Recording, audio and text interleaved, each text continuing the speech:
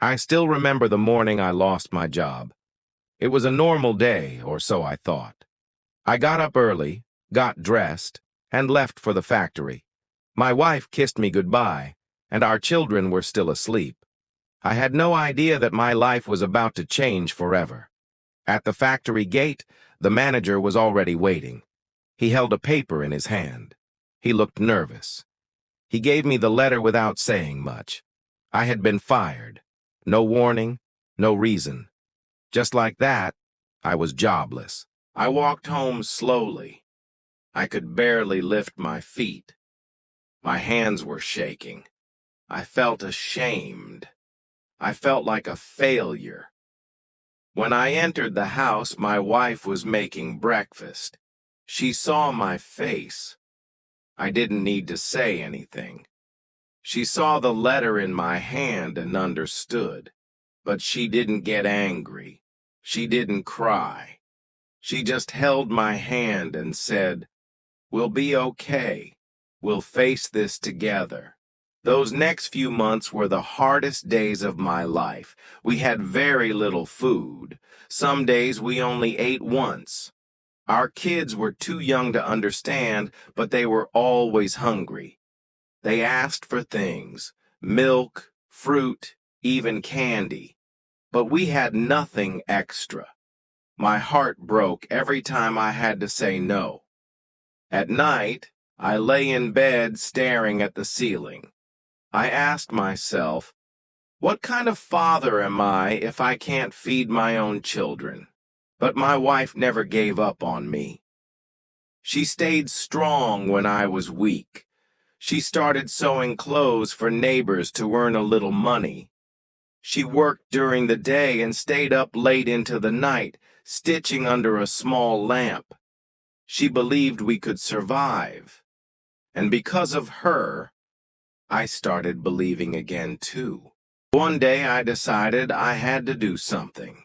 Anything. I borrowed an old bicycle and used it to buy fruit from the market. I placed the fruit in a basket and rode through the streets, shouting my prices. Some people bought from me, some didn't. Some days were good, others were terrible. But I kept going. Every day, no matter what. Slowly, I earned a little money. I saved every coin. Meanwhile, my wife's sewing business grew. More people came to her for clothes. She was creative. She listened to what people wanted. She worked hard and stayed humble. Together, we became a team.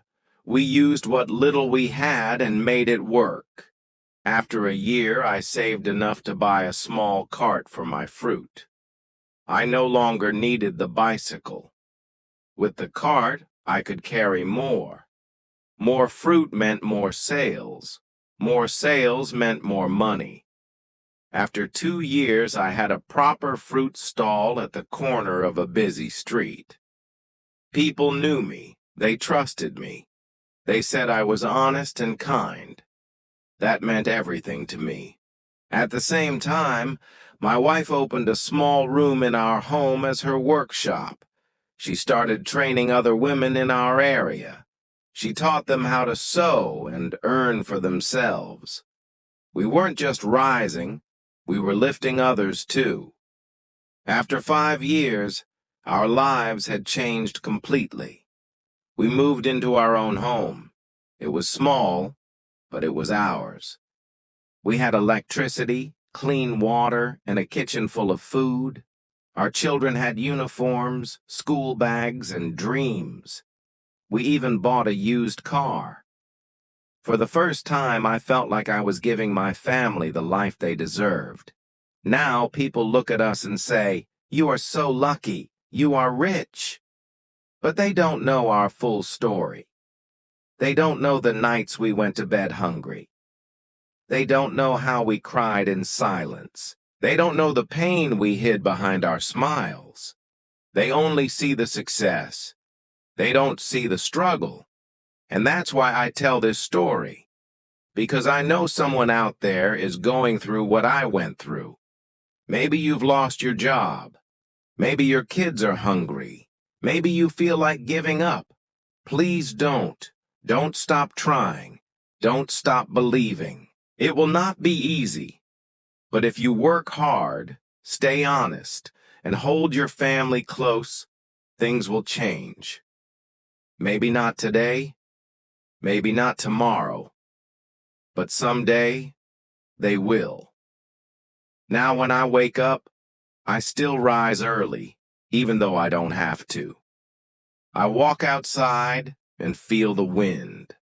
I remember the hard days. I don't forget where I came from. And I tell myself, we didn't just survive. We built something beautiful. Today, our children dream bigger than we ever did. One wants to be a doctor.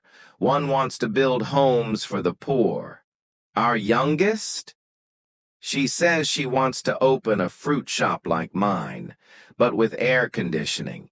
We laugh when she says that, but deep down I feel proud.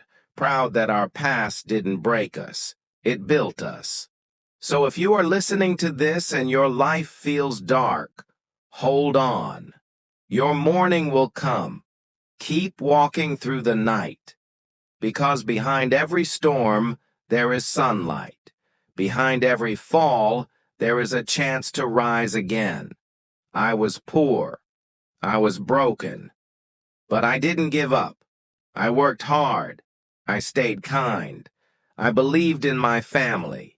And now I'm not just rich. I am full of gratitude.